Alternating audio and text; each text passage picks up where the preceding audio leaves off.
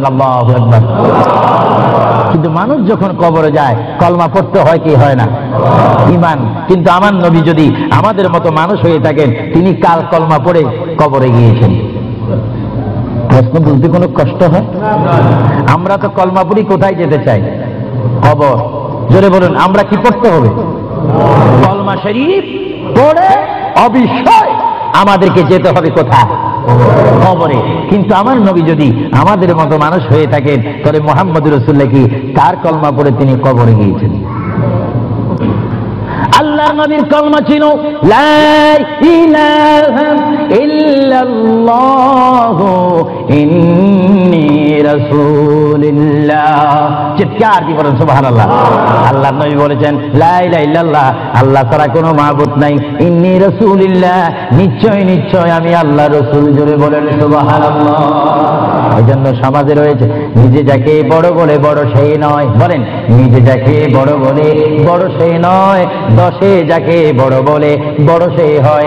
আল্লাহর নবী বলে তোমরা যদি নিজকে নিজে বড় বলো তোমরা বড় হবে না, কিন্তু আমার বেলা এটা ব্যতিক্রম। আমি নিজকে নিজে বলতেছি ইন্নী রাসূলুল্লাহ, আমি আল্লাহর রাসূল। আমাকে যারা মানবে তারা সাহাবী জান্নাতি, আমাকে যারা মানবে না তারা বেদিন, তারা জাহান্নামী। জোরে বলেন সুবহানাল্লাহ। আল্লাহর প্রিয় নবী উম্মতি উম্মতি বলে কাঁদতেছেন। কেঁদে কেঁদে তিনি আজরাইলকে হুকুম দিলেন, আপনার কাজ আপনি করতে পারেন। আজরাইল ইসলাম আল্লাহর প্রিয় নবীর সিনা মুবারকের উপর হাত রাখলেন। হাত মুবারক রাখার পরে এই মুহূর্তের মধ্যে আল্লাহর নবী দুজানের বাচ্চা নবী তিনি একটা চিৎকার মারলেন, ও ভাই আজরাইল তুমি কি করতেছো? ইয়া রাসূলুল্লাহ আপনার রূহ মুবারক আমি বাহির করতেছি। আজরাইল তুমি কি করতেছো? ইয়া রাসূলুল্লাহ আপনার রূহ মুবারক আমি নিয়ে যাচ্ছি। আমার নবী চিৎকার দিয়ে বলে ভাই আজরাইল তোমাকে একটু আমি অনুরোধ করে তুমি একটু দেরি করো, তুমি আমার বুকের উপরে কি রেখেছো? ইয়া রাসূলুল্লাহ আপনার বুক মুবারকের উপর আমি শুধু হাতটা রাখলাম। আজরাইল তুমি বুঝি হাত রেখেছো? আমার অনুভব হয় যেন 7টা আসমান আর 7টা জমিন আমার বুকের মধ্যে দিয়েছো। আজরাইল 7টা আসমান আর 7টা জমিন যেন তুমি আমার বুকের উপরে দিয়েছো। এই মৃত্যুর যন্ত্রণা আমি সহ্য করতে পারি না। তবে তোমাকে আমি অনুরোধ করি, আমার উম্মত গুনাহগার হবে, আমার উম্মত বদকার হবে, আমার উম্মত আমাকে না দেখে দেখে ইয়া নবী ইয়া রাসূল বলবে, আমার উম্মতরা তোমার এই কষ্ট সহ্য করতে পারবে না। আজরাইল তোমাকে আমি অনুরোধ করে গেলাম, কিয়ামত পর্যন্ত যত কোটি কোটি উম্মত পৃথিবীর বুকে মৃত্যুবরণ করবে, সকলের কষ্টটুকু তুমি আমাকে দিয়ে দাও। আমি নবী সহ্য করব, তবু আমার উম্মত সহ্য করতে পারবে না। জোরে বলেন সুবহানাল্লাহ। আল্লাহ নবী কেঁদে কেঁদে যখন বলেন, এই মুহূর্তে আজরাইল বলে ইয়া রাসূলুল্লাহ ইয়া হাবিবাল্লাহ আপনাকে আমি একটা কথা জানাই দিতে চাই, যারা আপনার আশিক, যারা আপনার গোলাম, যারা আপনার প্রেমিক, যারা কোরআন শরীফ পড়ে, যারা দুরূদ শরীফ পড়ে, যারা নামাজ পড়ে, আল্লাহর সাথে কাউকে শরীক করে না, নবীর সাথে বেয়াদবি করবে না, আউলিয়া কেরামের সাথে বেয়াদবি করবে না, ইয়া রাসূলুল্লাহ তাদের মধ্যে আল্লাহ এমন একটা ঈমানের স্পিরিট দিবে, তাদের সামনে যখন আমি চলে যাব চুম্বক চুম্বককে দেখলে যেমনি ভাবে একে অপরকে আকর্ষণ করে, ইয়া রাসূলুল্লাহ এমনি ভাবে আপনারা আশিকদের রূহ আমি নেব, তারা নিজেও বলতে পারবে না। ময়দার বিদ্যুৎ থেকে একটা চুল বাহির করতে যেমনি ভাবে ময়দা ডিস্টার্ব হয় না, ইয়া রাসূলুল্লাহ আপনার চেহারা মোবারক তাদের সামনে আমি তুলে ধরবো, আপনার চেহারা দেখে দেখে আপনার উম্মতরা কলমা পড়তে পড়তে কবরের মধ্যে চলে আসবে। জোরে বলেন সুবহানাল্লাহ, বলেন আল্লাহু আকবার।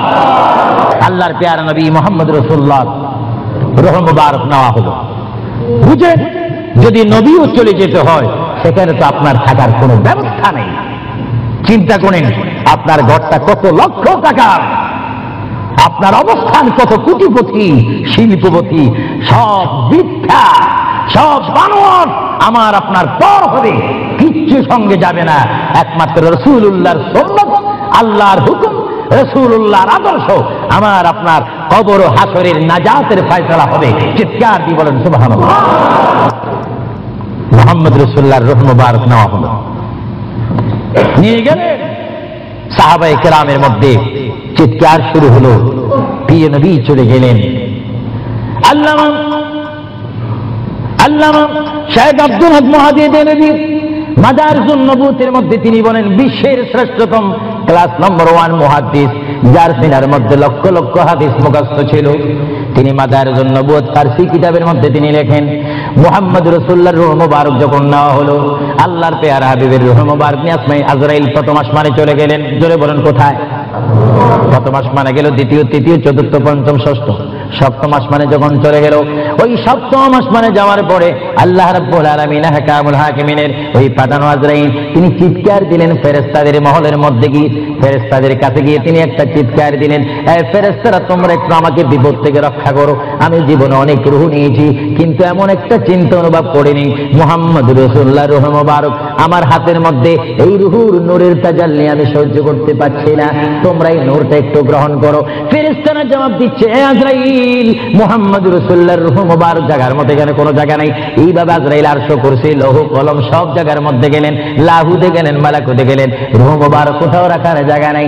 কিছুক্ষণ পরে আমার আল্লাহ ডাক দিয়ে বলে, আজরাইল, আমার বন্ধুর রূহ মুবারক তোমাকে আনার জন্য বললাম, শুধু একটু পরীক্ষা করলাম, বিশ্ববাসীকে শিক্ষা দিয়ে দিলাম। হে আজরাইল, আমার বন্ধুর রূহ মুবারক বন্ধুর বড়ি ছাড়া দ্বিতীয় কোনো জায়গা রাখিনি এই বন্ধুর রূহ মুবারক রাখার জন্য। হে আজরাইল, তুমি দেরি করো না, যে মদিনার থেকে সাহাবায়ে কেরামের সামনে বন্ধুর রূহ মুবারকটা নিয়ে এসেছো, আবার ওই জায়গায় গিয়ে রূহ মুবারকটা দিয়ে আসো। চলে বলেন সুবহানাল্লাহ, বলেন আল্লাহু আকবার, বলেন ইয়া রাসূলুল্লাহ। এটা হুকুম কার? রূহ মুবারকটা আবার নিয়ে আসলো। রূহ মুবারক নিয়ে আসার পরে হযরত আব্বাস বলেন, হযরত আলী বলেন, হযরত ওমর বলেন, সাইয়্যিদনা আবু বকর সিদ্দিক বলেন, বিশেষ করে হযরত আব্বাস রাদিয়াল্লাহু তাআলা আনহু বলেন, আমি দেখতে পেলাম আল্লাহর নবী চেহারা মোবারক উপর কাপড় ছিল। কাপড়টা যখন ছিল, হঠাৎ করে আমি দেখি আল্লাহর নবীর জবান মোবারক যেন নড়াচড়া করতেছে। সুবহানাল্লাহ। হযরত আব্বাস বলেন, আমি ওমরকে ডাক দিলাম, সাইয়্যিদনা আবু বকরকে ডাক দিলাম, এ সাহাবীরা, তোমরা কেঁদো না, আল্লাহর নবী মরেন, আল্লাহর নবী মৃত্যুবরণ করতে পারে না, আল্লাহর নবী যদি মরে যায় আল্লাহর রহমত শেষ হয়ে যাবে। তোমরা দেখো রে, আল্লাহর নবী যেন জবান মোবারকে কি জানি বলতেছে। হযরত সাইয়্যিদনা আবু বকর বলেন, আমার কানটি, আমার ডাইন কান আল্লাহর নবীর জবান মোবারক উপরে যখন দিলাম, আমি দেখতেছি আল্লাহর হাবিব জবান মোবারক দিয়ে বলতেছে, রব্বি হাবিলি উম্মতি, রব্বি হাবিলি উম্মতি। আল্লাহর হাবিবের সাহাবায়ে কেরাম চিৎকার মারি বলে, আল্লাহর নবী মরতে পারে না।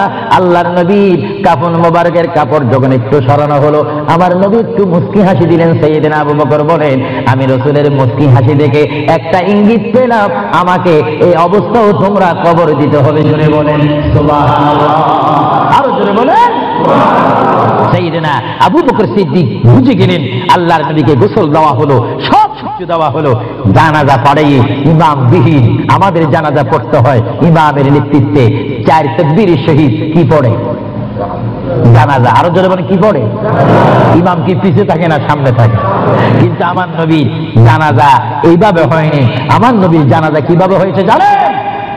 দুররাতুল ওয়াইজিন, দুররাতুন নাসিহিন কিতাবের নাম বলে দিচ্ছি মাআরিজুন নবুওয়াত, কিতাবের নাম বলে দিচ্ছি মাকামে নবুওয়াত, শাওয়াহিদুন নবুওয়াত। এই কিতাবখানা লেখা হয়েছে আজ থেকে প্রায় 850 বছর পূর্বে। আল্লামা আব্দুর রহমান নুরউদ্দিন জানি রাহমাতুল্লাহ আলাইহি কিতাবের মধ্যে উল্লেখ করেন, মুহাম্মদুর রাসূলুল্লাহ সাল্লাল্লাহু আলাইহি ওয়াসাল্লাম এমন একজন পয়গম্বর যার মৃত্যু এমন একটা মৃত্যু হয়েছে, যিনি কবর শরীফে যাওয়ার আগে তার নামাজে জানাজা পড়েছেন। সমস্ত ফেরেশতারা এসে তাওয়াফ করে করে, সমস্ত সাহাবীরা চতুর্দিকে তাওয়াফ করে করে, দুরূদ শরীফ পড়ে পড়ে নবীকে কবরের মধ্যে নিয়েছেন। জোরে বলেন সুবহানাল্লাহ।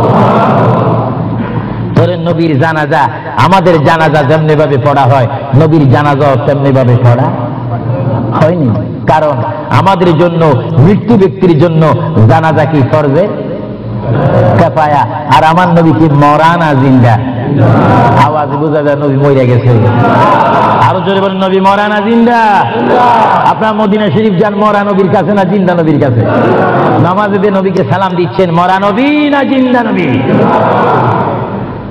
এজন্য আমার মা বোনকে আমি বলবো, আমার বাবাদেরকে বলবো, আমার নওজোয়ান ইসলামিক সেই সৈনিকদেরকে বলবো, আহলে সুন্নাত ওয়াল জামাতের কর্মী বাহিনীকে বলবো, আপনারা যখন নামাজ পড়বেন, নামাজের মধ্যে যখন সালাম দিবেন, আত্তাহিয়াতু পড়তে গিয়ে আসসালামু আলাইকা আইয়ুহান নবিয়্যু যখন বলবেন, নিয়ত রাখবেন, খেয়াল রাখবেন, ধারণা করবেন নবী আপনার সামনে, নবী আপনাকে দেখতেছে। যদিও আপনি না দেখেন, এই চিন্তা অনুভব করে যদি আপনি নামাজ পড়েন, এই নামাজটা আপনার জন্য হয়ে যাবে মেরাজ এবং বেহেশতের তালা খোলার চাবি। চিৎকার দিয়ে বলেন সুবহানাল্লাহ। এই জন্য রাসূলুল্লাহ বলেন আসসালাতু মিফতাহুল জান্নাহ, এবং অন্য হাদিসে বলা হচ্ছে আসসালাতু মিরাজুল মুমিনিন। নামাজ হচ্ছে ইমানদারের জন্য মেরাজ।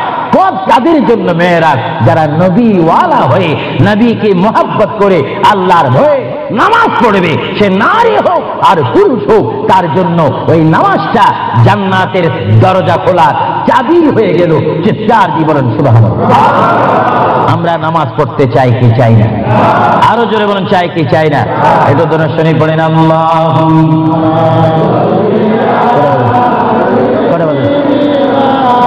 মাওলানা মুহাম্মদ ওয়া আলা আলি সাইয়্যিদিনা।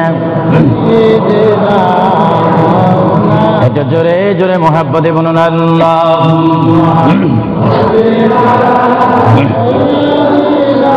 এখন কটা বাজে?